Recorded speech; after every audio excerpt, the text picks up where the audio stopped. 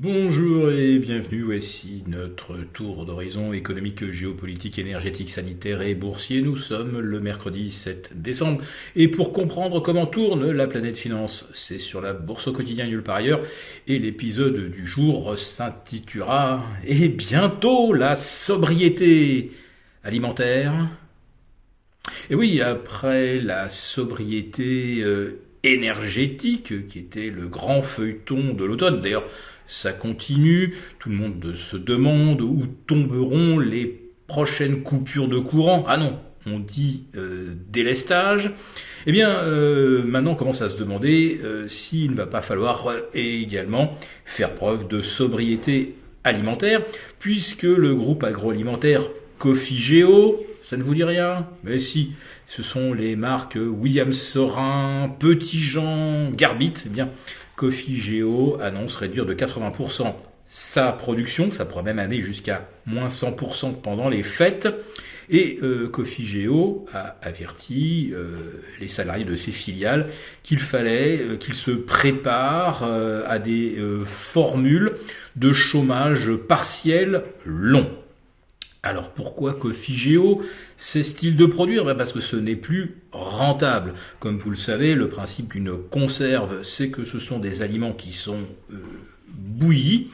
Et aujourd'hui, faire bouillir, ça coûte beaucoup trop cher, surtout que les boîtes de conserve ont des marges relativement faibles.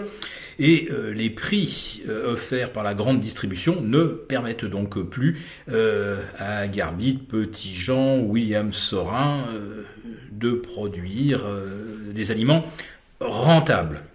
Alors je vous parle de sobriété alimentaire parce que ça ne va pas évidemment se résumer aux seules boîtes de conserve.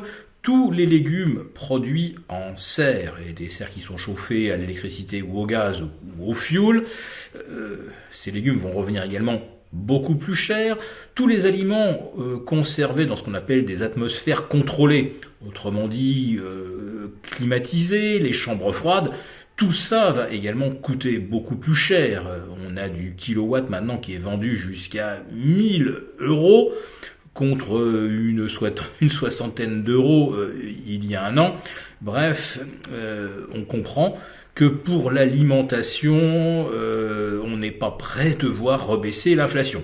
Ce qui n'empêche pas les marchés de faire comme si tout ce que je vous décris n'existait pas. Alors de temps en temps, oui, on fait allusion à Duralex qui a dû suspendre sa production parce que fondre le verre, ça coûte trop cher. Essayer de trouver aujourd'hui en Europe un producteur de carrelage, ça n'existe plus. Les carrelages sont cuits au gaz à très haute température, ce n'est plus rentable. Les sidérurgistes allemands ont pratiquement tous cessé leur activité. Alors oui, ça nous fait du bien au niveau énergétique puisque ce sont les plus gros consommateurs. Et on observe avec un air ravi cette baisse de 8% de la consommation de gigawatts en France.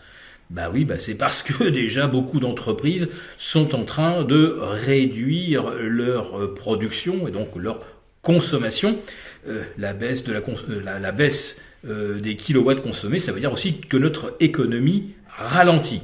Donc ça veut dire que nous allons bel et bien rentrer en récession, mais que nous aurons énormément de mal à contrôler l'inflation, puisque on peut imaginer que Cofigeo n'est pas le seul producteur d'aliments à rencontrer des problèmes de rentabilité et doit donc cesser ses activités. Et on se demande si à la fin de l'hiver, février-mars, ce ne sont pas également beaucoup de boulangers qui vont tirer le rideau ou de charcutiers traiteurs dont les chambres froides vont finir par leur revenir beaucoup trop cher. Oui, mais les marchés, eux, tout le réel leur importe assez peu, et le CAC 40 ne recule toujours pas. D'ailleurs, devinez aujourd'hui autour de quel pivot on évolue. 6666, et ça fait 15 jours qu'on tourne autour de ce score magique.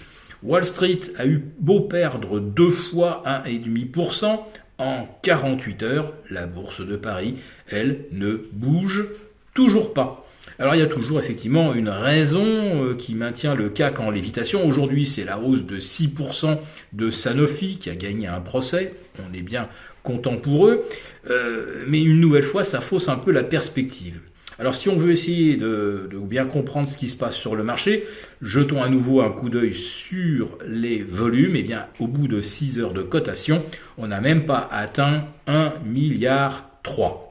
Mais on nous explique encore et toujours qu'il y a énormément d'argent, de liquidité dans le système et que à 10 jours maintenant de la séance des 4 sorcières, eh bien, les gérants procèdent à leurs habillages et donc ajustent ou renforcent leur portefeuille.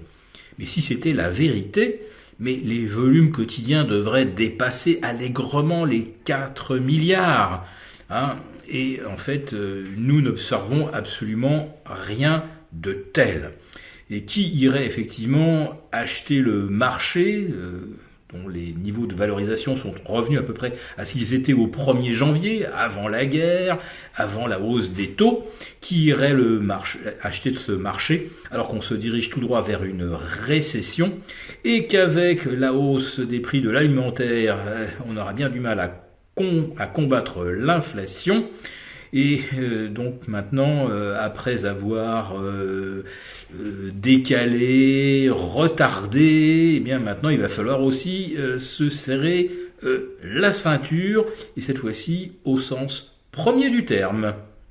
Si cette vidéo vous a plu, n'hésitez pas à nous mettre un pouce. Et rendez-vous vendredi avec nos abonnés désaffranchis pour le live.